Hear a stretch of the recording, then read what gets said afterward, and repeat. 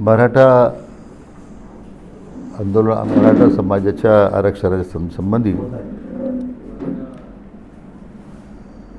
मान्य मनोज जरांगे पाटील यांनी 2 दिवसापूर्वी सरकारने जर आमच्या मागण्या मान्य केल्या नाही तर पुन्हा एकदा आंदोलनाचा इशारा दिलेला आहे. पण मी त्यांना खात्री देऊ इच्छितो की सरकारने वेळोवेळी केलेल्या कारवाईमुळं तसे आंदोलन करण्याची त्यांच्यावर काही वेळ येणार नाही. कारण जर संपूर्ण आरक्षणाचा जर आपण आरक्षणाची वाटचाल पाहिली तर पहिल्यांदा 2014 नंतर त्यावेळी मुख्यमंत्री असताना माननीय देवेंद्रजी फडणवीस यांनी या संदर्भात मागास आयोगाची स्थापना करून त्या संदर्भात आरक्षण देण्याचा निर्णय केला.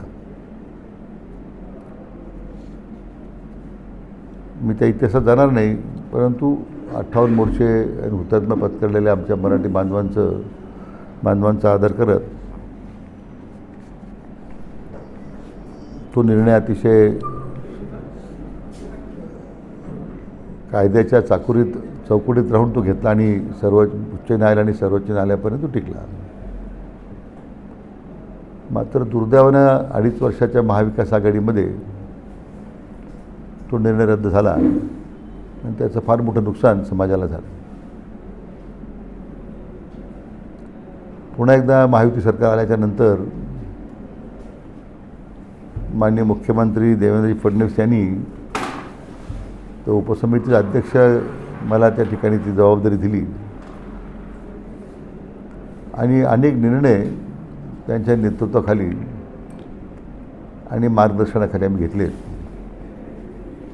मला वाटतं कधी नव्हे इतक्या प्रकारे प्रलंबित विषयाबद्दलचे निर्णय झाले.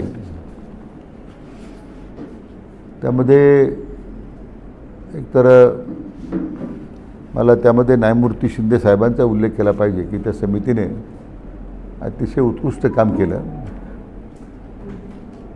58 लाख नोंदी त्यांनी शोधल्या. त्या 58 लाख नोंदी सगळ्या राज्यभरातल्या आहेत. त्यापैकी जवळजवळ 50% वर लोकांची त्या दाखले देण्याची प्रक्रिया पूर्ण झालेली आहे.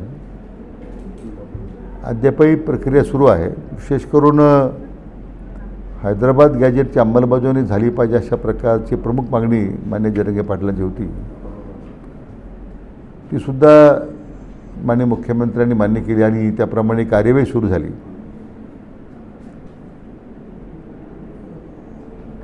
काही नाकारते लोक मान्य उच्च न्यायालयात गेले, सर्वोच्च न्यायालयापर्यंत गेले, परंतु त्याला स्थगिती मिळू शकली नाही. त्यामुळं त्याची अंमलबजावणीचं काम याने सुरू आहे. यामध्ये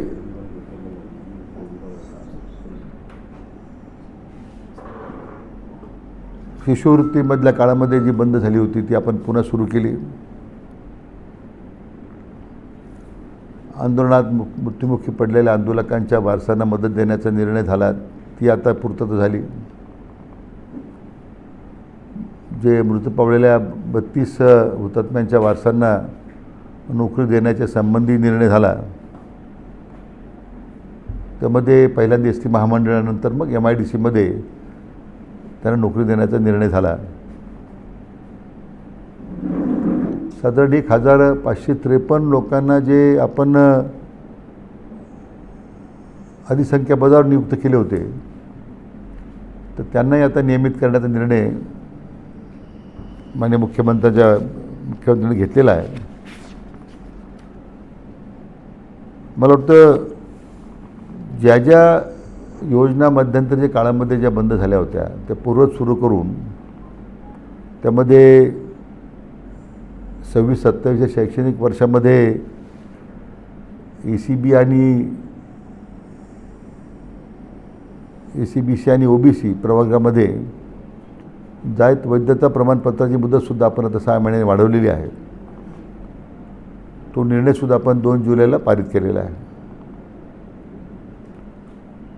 सारथी संस्थेमार्फत सुद्धा पूर्व प्रशिक्षणाकरिता UPSC करता 100वरून आपण जागा त्या 400वर केलेल्या आहेत.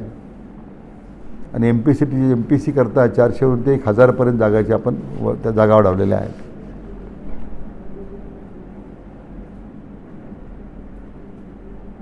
खरं म्हणजे याच्यामध्ये प्रामुख्यानं हैदराबाद गॅजेटची प्रभावी अंमलबजावणी व्हावी याकरता विभागीय आयुक्त संभाजीनगर यांच्या स्तरावर एक SOP निश्चित करण्यात आली आहे. प्रत्येक जिल्हाधिकाऱ्यांकडे एक हेल्पलाईन नंबर देण्यात आलेला आहे. प्रत्येक सोमवारी जिल्हाधिकाऱ्यांना या अंमलबजावणीबद्दलचा आढावा घेण्याचं बंधन घालण्यात आलेलं आहे. आणि कुठल्या परिस्थितीमध्ये कोणी या जात प्रमाणपत्राच्यामध्ये कोणाची अडचण राहणार नाही या संबंधामध्ये विशेष त्यांना सूचना दिलेल्या आहेत. आणि मला सांगायला पाहिजे की विभागीय आयुक्त संभाजीनगर यांना त्याबद्दल वेळोवेळी त्या संदर्भात आढावा घेण्याची सूचना दिलेल्या आहेत.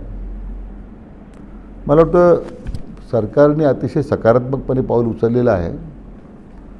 मागच्या त्यांच्या दोन्ही आंदोलनामध्ये त्यांनी ज्या मागण्या उपस्थित केल्या होत्या त्या संदर्भात माननीय मुख्यमंत्री माननीय देवेंद्रजी फडणवीस यांनी वेळोवेळी आमच्याशी चर्चा केली. आमच्याबरोबर चर्चा करून उपस्थित केलेल्या मागण्यासंदर्भात निर्णय केलेत.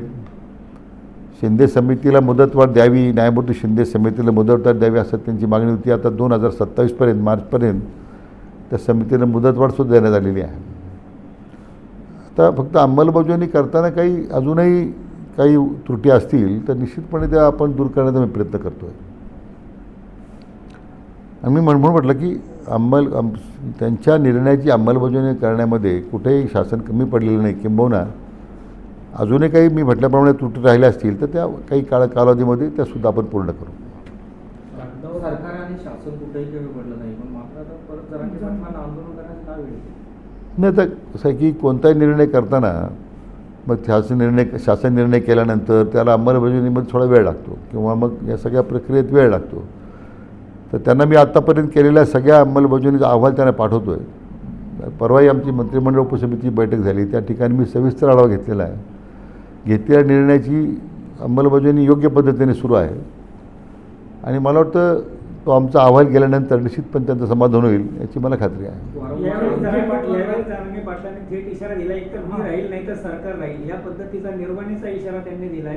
कसं पाहता या इशाऱ्याकडे? असं खरं म्हणजे जरांगे पाटील मला या निमित्ताने एवढंच सांगायचं आहे की मराठा आरक्षणाबद्दलची जी भूमिका माननीय मुख्यमंत्री महोदयांनी घेतली, देवेंद्रजी फडणवीस साहेबांनी, यापूर्वी कोणत्याही मुख्यमंत्र्यांनी ती भूमिका घेतली नाही. खरं म्हणजे 94 साली झालेल्या निर्णयामध्ये तत्कालीन मुख्यमंत्र्यांनी जर त्यावेळी हा निर्णय केला असता तर हे आज मराठा समाजाला ही भोग त्यांच्या पदरी आले नसते.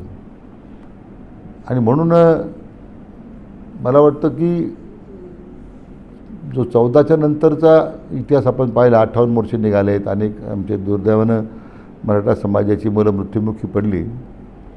पण त्यावेळी मग अतिशय पुढाकार घेऊन आयोगाची स्थापना करून आरक्षण टिकवलं. मला वाटतं ज्यांनी आरक्षण घालवलं त्यांचा प्रायश्चित्त त्यांना मिळालेला आहे आता. आणि म्हणून सरकार अतिशय सकारात्मक आहे. मला वाटतं की त्यांनी व्यक्त केलेली भावना बरोबर आहे, परंतु मी म्हटल्याप्रमाणे त्यांना तशा प्रकारची वेळ येणारच नाही याचा मला विश्वास आहे.